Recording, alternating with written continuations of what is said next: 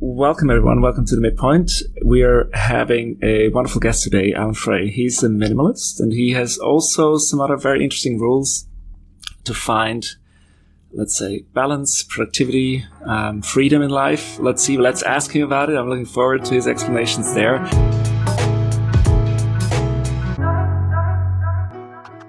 Hey, Alan. Thanks for joining. Thanks for having me. Hi, Rico. Nice to see you again after this long time. Yeah, definitely. It's been too long. You are quite known about sort of being a minimalist and not owning too much in sort of the physical world. But, maybe we start there about how you got into becoming a minimalist. Tell us a little bit about your story before that all started.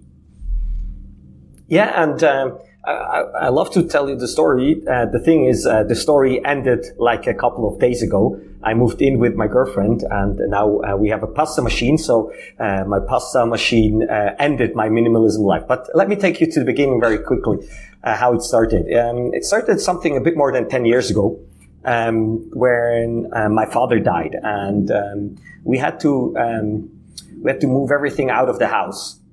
And the house was a big house somewhere in Switzerland, and it took us like 2-3 weeks to get rid of everything. And the thing was, when I walked through that house, I saw like pictures and statues and stuff like that that's been there for, I would guess, over 50 years. But I've never realized that they were hanging there. So after seeing that, I was like, I don't want to have that. That's not something I want to have. I want to have fewer things and see where it takes me. And then I started on my journey on minimalism. That's how it started. Mm. And did you get up one day and basically decided I'm just going to live with a few items, or did it come in phases? Was it a smooth transition? I had like 3 phases. And the 3 phases were quite interesting. The first phase is the regular phase that most of people have, the classical cleaning, and like in Switzerland we call it the Frühlingsputz. So, getting spring cleaning. Spring cleaning. And so it started with that, and that phase. You could summarize it in one item I had, and that item was beer helmet. I bought that beer helmet when I was 18 in Las Vegas, and I brought it along every time I was moving. And at one time it fell down, and the beer helmet broke, and you could only put one beer on the one side and no beer on the other. So you had beer and air, and it lost the purpose of being a beer helmet. And I moved the thing, I would say like 4 or 5 times with the dust of every apartment. So that was like phase 1, getting rid of these useless things like the skis that were in my cellar I didn't use for 15 years, stuff like that. The second phase was the most interesting phase in my opinion. The second phase was I decided to move everything or get rid of everything that I didn't use for 1 year. And so when I started cleaning up my apartment with all the things, I had like one large bag, and I want to fill that bag. And after the weekend, I didn't have one bag. I had like 16 huge plastic bags, over 100 liter per bag, full with stuff I didn't use for a year. And that was mind-blowing for me, because it was like, how is that possible that I didn't use things for over a year and there's so many? And the most interesting thing was that my apartment looked exactly the same. So it didn't change at all. So that was like things I was pushing somewhere in the back of the cupboards. And so in Switzerland, we Swiss people, for example, we love, keeping the single socks. So, if you lose one sock, we want to keep that, and we hope that it will come back one day, and never comes back. So it's lost forever, but we keep that sock for forever. And hope that it will come back. And so, it's like getting rid of these things that I didn't use for a long time. And there, just to give you a number, average Swiss house has like 10,000 items. And I moved probably my second phase from, I would guess, somewhere from 8,000 to something like 1,500. And then the final stage, which I was in for the last 5-6 years, was how many things do I need to have a happy and fulfilled life? And my happiness correlated with having fewer things. The fewer things I had, the happier it became. And at the bottom or at the peak, however you look at it, I had like 72, 73 items. And I was living in a hotel, and that's what I've been doing for the last 2.5 years, and until 1st of February, now it's over. Well, I'm not sure if I want to congratulate you on that or not, because, it's just, I congratulate you that you move into a different stage in your life. I think that's for sure. Exactly. And I hope you will be even happier, with your girlfriend in your new apartment. Can you describe a little bit why that made you happier, owning less? I think I read in an article or sort of an interview of yours, you said the less you own, the freer you feel. Like, can you share a little bit on why that happiness came about? So it's in a simple example. You buy an iPhone, you have the new iPhone, you drop it to the floor, it cracks, and you're like, oh shit, my new iPhone cracked. And suddenly the happiness of owning a new thing disappears. And suddenly, owning the things, I realized that they started owning me a little bit. So, having new things and then they break, and then suddenly my mood changed just because of that break of the iPhone or of my loss of something. And so I realized the fewer things I own, the fewer the things own me. So it was like a reverse thing. And having fewer things that own me meant that I have more freedom. And that helped me tremendously with my happiness. And I just love freedom. I just love having few things, or the freedom to move and the freedom to travel. And I just realized it makes life so much easier. That's why that was the happiness part, the freedom, and that being more independent from different items. Yeah, if I think about sort of myself, if I would go through that, I mean, I like that decluttering, the phase 1 that you mentioned, and also phase 2, validating if something has been used or has not been used for a long time. But what about nostalgic items? I personally think, there might be some knickknacks or things that that remembers my childhood, or that remembers another important experience, maybe with my wife, sort of from a holiday or something. Did you own any of those? Did you have any nostalgic items? I had. I just mentioned before that I started the journey at the time when my father died, and one item I had was a very nice watch I received. I kept that watch for a very long time. I never wore it. It was like it fitted him, but it didn't fit me right. But I kept it for a long time. And at one point I was like, you know what, do I really need it? And I didn't want to sell it or anything. So I gave it to my brother, asked him if he wanted it, and he wanted it. And I gave him the watch. And so now today, I realized that the watch, having it somewhere and not looking at it doesn't help me to remember him, because, the watch is somewhere. Talking about my father and talking with friends about my father, or sharing his stories. That's what I think about. So I realized having these items attached to a special situation can be useful, but sometimes it's just, having that person present in my mind helps me more, and makes it nicer to have like the remembering these people. So I got rid of these things, and I'm not thinking less time about him. So I remember him quite often, but I don't need to watch anymore. Mm-hmm. Mm-hmm. Is that maybe a general principle that you value other things a lot more, to like where other people might think the physical items, sort of different essence, would be important to them? What's important to you in contrast if you don't own a lot? Where is your focus when you think like that's the most important thing in my life? The most important thing in my life is my time. That's the only thing that really counts for me. It's the time I'm here on this earth. So I mentioned before, my father died, and my father died with 59 years. My grandfather died when he was 59, and the thing I'm tracking every day is something I have on my app, and it's like I'm tracking my days until I'm 59. So chances are quite high I die with 59. I don't want to, but chances are high when it's within the family. So I have like today 6,982 days, and that's not a lot. That's just not a lot. So Wow. I decided to value my time really, really high. Well, I mean, everybody who does math better than me will be able to know how old you are now, so we're not going to do the calculation. But it doesn't It's sound still like 40, a lot. turning Right. 41 soon. So with that time that is most valuable to you, how do you want to spend it? Like, we're going to get into sort of how we will reduce the waste. We're going to get to that, but let's assume you have the time. What do you like to spend it for the most? Yeah. So I was thinking a lot about how I want to spend the next 40 years of my life, or in that case 20 years, whatever comes along. And I have like 5 pillars. So the first one, I have 5 really important pillars in my life. The first one is my physical health.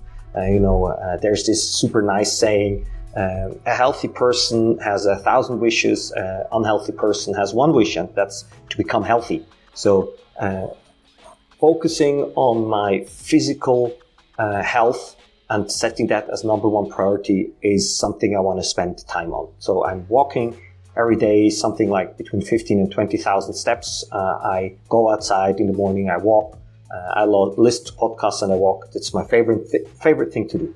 The second thing is called Happy Fellows. So that's one of the pillars I have. And Happy Fellows means I want to spend with people that are close to my heart. I want to spend as much time as possible, as family and friends. So this is like the second pillar for me, is the Happy Fellows pillar. The third thing is I just love to travel.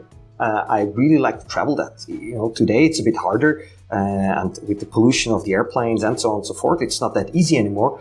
But I still love traveling, and I hope that we are going to figure out how we can travel more sustainable. And the fourth thing is I love building companies, so I want to spend my time building companies, taking my ideas and bringing them to life. And the fifth thing is working on my financial freedom. So I don't need to do work I don't want to do. So that's like the 5th goal, but this uses least of my time. So these are the 5 things I spend my time, and I try, if something else comes in to my life, I try to filter them through these 5 pillars. And if it doesn't fit into that, I try to get rid of them. Mm-hmm. Oh, thanks for sharing that. I think that's a great segue into sort of what we had planned as a second part. I think we're going to get to some of the minimalism questions and also the future, sort of how you've changed now with your girlfriend at the end. So let's maybe pointing out these 5 pillars and basically trying to remove the waste. Let's talk about that waste a little bit. You have written a blog post, recorded podcasts, and I've been sort of interacting with you. I've also noticed sort of that you have you're telling people publicly that you don't take phone calls of random people. You don't necessarily want to meet people for coffee. And there's a bunch more rules that I think is super interesting to hear from you on how you manage yourself, and maybe lead us in a little bit into those rules first, and then we can talk about sort of the why. Yeah. Sure. I think you mentioned one of my most listened podcasts, and that's the one called "No Calls, No Coffee, No Questions." And it sounds super harsh when you hear them, these 3 points. But let me explain them why, in my opinion, they make sense. Other people might have a different opinion. So the first one is no calls. I think that's an easy one. What I mean by no calls is, if I tell it a bit more precise, is no unscheduled unknown calls or unknown IDs.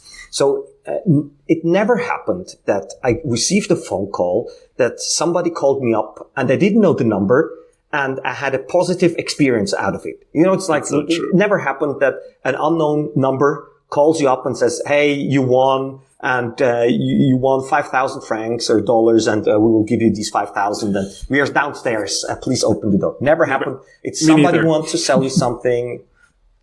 Never happened. Never happened. Nobody had ever a positive. Yeah, and and on the contrary, so often it's an unpleasant experience because they want to either sell something to me or they want to know something.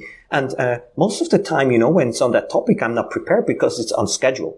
So I write back. So whose number is this? You know, have a text replacement on my iPhone, and then they will tell their name, and then I will have like my automated responses where it's like, okay, what is it about? Can you tell me something? Can you write me an email? And you know, how often do you have a phone call and then the person at the end says, "I will send you an email." Just send email. It makes it so much easier. But you know, I love having conversations with my mom. You know, my mom doesn't need to have scheduled calls. But I often also ask her when she tries to call, what is it about? And then I call her back and we have a conversation. But so that's like the no calls. To make it more precise, it's no unscheduled, unknown ID calls. Mm-hmm. Then the second one is no coffee. In the beginning of my career, and that's something you know, all podcasters or many of the podcasters I know are obsessed with. Naval Ravikant, probably you as well, and me as well. And he was talking about that he doesn't do coffee meetings anymore. And I was listening to that and I was like, man, that makes a lot of sense. And at the beginning of my career, nobody wanted to have coffee with me. A few people, and I wanted to have coffee with them as well. But at this point, I realized that I received so many coffee appointments and people tried to invite me to coffee and to lunches. And it wasn't, I couldn't manage it.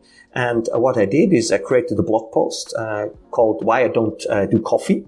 And when they invite me for that coffee, I sent them this link. And in the beginning, it was a bit harsh, but now the blog post is super nice. And, you know, like I try to value your time, try to value my time. And can you please tell me, you know, what is it about? And so I can prepare. And what I've realized is that people, they just want to have their question answered. And most of the time I can answer it via email. And that's something I realized, and especially for young entrepreneurs, you know, I understand that they want to connect and maybe look for an investor. But the problem is, if you ask somebody for coffee, the problem is you don't value their time, because it's an egocentric way of, hey, you have nothing to do. Can we meet for coffee for 1 hour? And, you know, they don't bring value in the beginning. So if somebody wants to meet me for lunch or coffee, I always tell them first, so bring value to the table first, you know, and that doesn't mean any monetary value. It can be go through my website and you know, I just look through something or say, I found a mistake on your website and I took some time to also put something into this equation instead of just, hey, can we meet for coffee and tell me what to do? And that's something so many people do wrong. I receive that in the meantime, really like every day, 1 or 2 coffee meeting requests, and I just sent them the link. Mm-hmm. And the third one is no questions. It sounds very harsh, but it works really nicely within a company. So I'm not having, I try to work with my team that they don't have any questions that they don't start with a question. Let me explain the reason behind it. It's often what I've realized is when you have people in your company, and especially young people, they come and they ask questions. So what shall I do? Right? Shall I do this or this? And especially as in a startup, it's like, you know, I don't know. I've never done it. I don't know. I also need to think about it. So I decided to implement the following. And the thing is, it's called no questions. And if somebody, if we have a meeting and there's a problem, the thing is, they need to state what is the problem. What's the problem? So we know both, okay, that's the problem. Second thing is, what are possible solutions? And then, so they need to think about possible solutions. And the third one is, which solution do they prefer? Why? And then the following happens. they will think about the solutions and they will think about why they want to prefer which solution. And in 99% of the cases, it's just like, okay, this solution sounds great. Do it. It's perfect. And I understand that when you're young and working in a company, it shouldn't, you're maybe afraid to take responsibility in the beginning and you don't want to do anything. So this is a great way to save a lot of time for you and your supervisor by just going, this is the problem. These are two or three solutions. And this is the solution I prefer because of X, Y, Z. Mm-hmm. Would you then, I mean, it definitely promotes creativity and sort of autonomy among all the employees if they always take that approach, maybe even with each other, right? Sort of that they only ask for help when they really, really need it, or they ask for inputs, maybe more inputs than question, right? That's sort of where you're going with this. Ask for inputs rather than ask somebody to solve it for me. Yeah. Okay. Is it, exactly. But you would still, I mean, you're one of the co-founders of an e-commerce website in Switzerland. You would still start certain tasks for them, right? Because they wouldn't always know what needs to be done, right? Sort of, how do you connect those day-to-day, no questions rule to making sure that everybody goes into the same direction that you want? Yeah. So, in the end, there's like two ways to approach that. The one way is to control everything. That's one way to do it. Mm-hmm.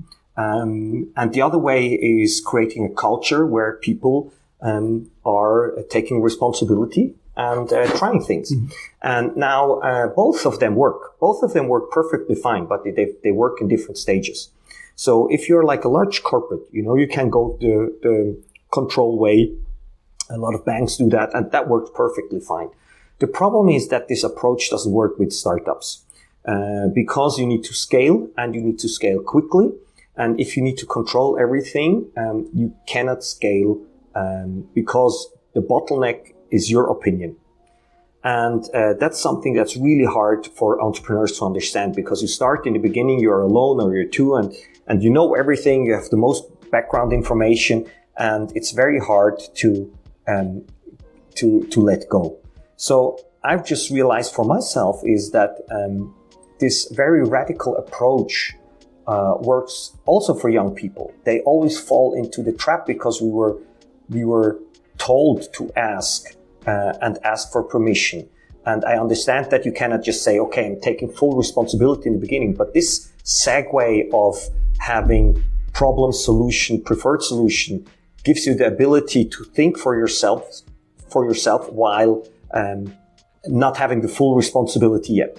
So I start that from day one with the people I work with, and people always fall back, and sometimes I'll also ask questions. But I've seen with people using this approach that they become more and more confident and they take responsibility, and that's what I want in a startup, and that's the way you can grow. And I believe it's the only way you can grow. Otherwise, the startup, you can push that up to a certain heights, but it has its limitations and it crashes. Right.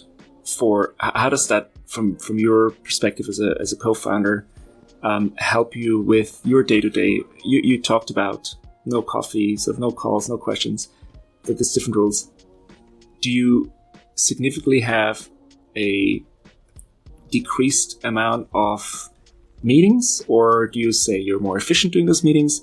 What do these rules help you with inside the company, but also in general for your life? Yeah.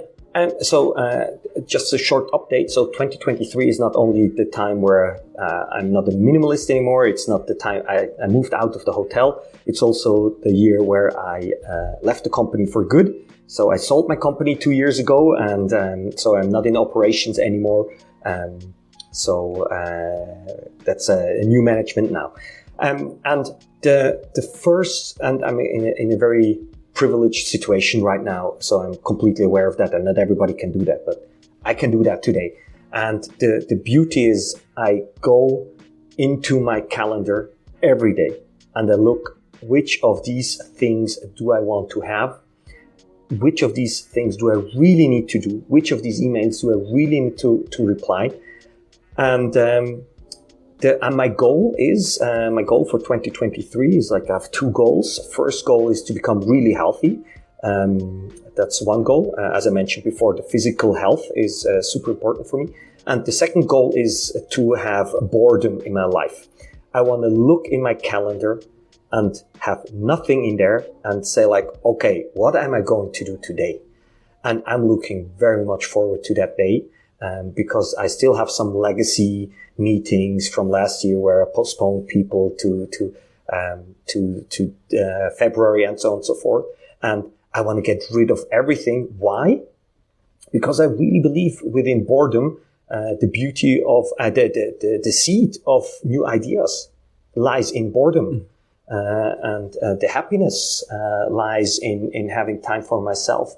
And that's something I'm seeking right now. And I guess that will move again in the other direction, that will go in other direction in the future. But for the time being, that's what I don't want to have any meetings, no meetings, just me, my iPhone, your podcast, and just walking around. It's so basically adding no coffee, no calls, no questions, and now no meetings is sort of the fourth thing that's being added for 23. No meeting. Yeah, exactly. A thing is one of the things I have on my calendar is like delete meeting, delete task, delete email. So I scan through it, and when I scan through it, I try to delete everything, and then if I couldn't delete it, the next productivity task I'm having is called one task, one tab. So I don't have multiple screens. I have just one task, and I only work on that one task, and I only have one tab open. So I don't have various tabs open. Yeah. So this is another productivity hack. A lot of people, I mean, even including myself, like I have far too many tabs open and get distracted fairly easily that way. Self-distraction tool, basically. Tabs is like the worst. Tabs is the worst, I agree. Just really quickly, let's quickly revert back to sort of the no calls, no rules. Just for everyone listening. I understand it's different today, but what was the benefit from doing that? Was it purely productivity, or was it somehow also similar to sort of your minimalist lifestyle, that you have less to worry about? Like what was it that you gained from those rules? So all these rules, they have just one idea, and the idea is increase the time that I can actively choose what I want to do. So that's the whole point. The whole point is me being in charge of my time.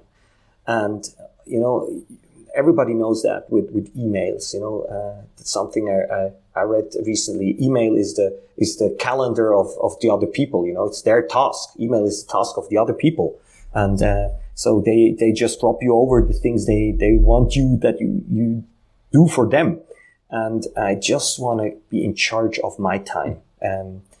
Because in the end, again, I have an infinite number of days, and, having everything packed in a day leads to two things I don't want to have in my life. First one is stress, and second one is not being able to use the time as I want. And so the no calls, the minimalism, everything goes into that direction or has one goal, is maximizing the time I can actively decide what I want to do. That's the whole point. I mean, a good example is also when we were discussing about prepping the recording for this podcast. I think it's a beautiful example too. I suggested, hey, do you want to do a prep call, or do you want to do this over email? And you suggested actually WhatsApp voice messages, which I thought is actually a great asynchronous way to discuss certain things. I can do it whenever I get to ask the questions. You can comment on them whenever you have time. We don't need to find the time together, blocking something in our calendar, locking ourselves in to go and do it if we can do it separately, right? Yeah, that's beautiful.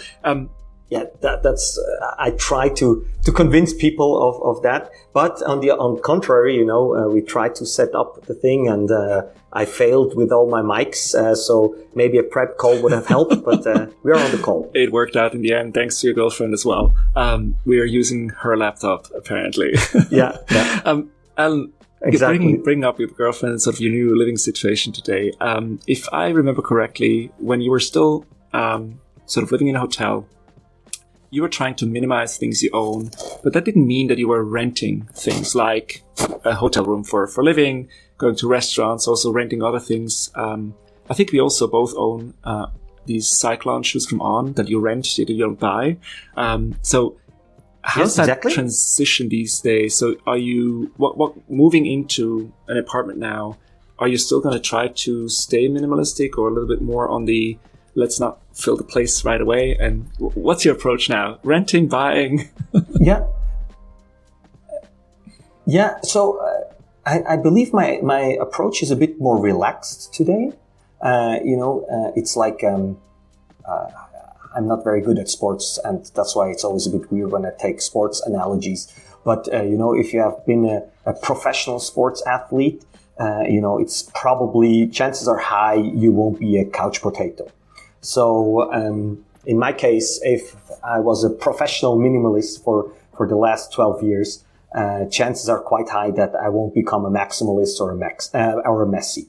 So I still have a few things, but I also realized that there are also things that are very useful and things that create joy or are helping us. And so one thing or one really interesting item we bought recently, and I'm telling we because my girlfriend, she was like, when we were moving together, this is no way out for you that you tell everybody I'm owning these things and that you don't.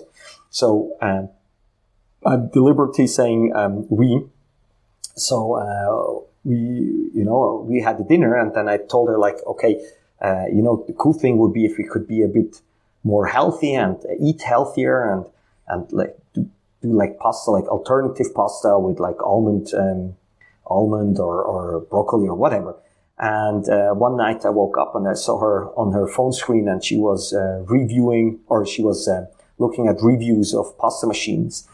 And then she was like, I'm going to buy this pasta machine. And then I was like, I felt like everything, my minimalist mind was like, okay, pasta machine, really? Do we really need that? And she bought it, and it was nice having fresh pasta. So yeah, that's how it changes. And we still have very few things. We have only at this time like 2 chairs, and we have very few things. But it's getting more and more, and I'm very relaxed about it. Good to hear. Is that similar to your let's say digital footprint as well? Do you have like a limited amount of items digitally as well, or there you can have as many as you like? How is that before now? What do you? I'm trying to be very cautious about my digital footprint as well. So I have very few things. Also digital, I try to delete apps, and I'm not trying to keep these apps when I don't need them. So yeah, I also try to have less digital. Do you clean your photos? Or how's your photo album look like? So my photo album, I learned from my girlfriend that you can create albums. So their whole family, they're creating albums since like forever. I don't do that. I believe that technology is helping me, to find things on places, and Google Photos asks me to archive photos, and that's something I do. So I'm not doing that because I believe technology is moving very quickly that they will do that. It would be a waste of my time at this point, in my opinion. I would agree. But you're not deleting them. I know people that go through their photo album once a year and delete the photos that are not relevant. You're just archiving them, right? Yeah. Same as me. Yeah. Yeah, Google is asking me, do you want to archive these? And then, yeah, I archive. Wonderful. Hey, now that you're moving in with your girlfriend, if you contrast this to your hotel, it might be a little bit of answer today than a couple of months ago or a year ago, but what defines sort of home for you? I think that's still the same. It's, you read these cheesy sayings at coffee shops, and it stuck with me. And home is where my Wi-Fi connects automatically, and it's still the same. I can just, be wherever. Now I'm home here, but when we are in a hotel for a longer time, I'm home at the hotel. So where the Wi-Fi connects automatically. I love that. Wonderful. Hey, Alan, I think we're almost at time. I want to make sure that I'm not using too much of your calendar today. So it was wonderful to have you.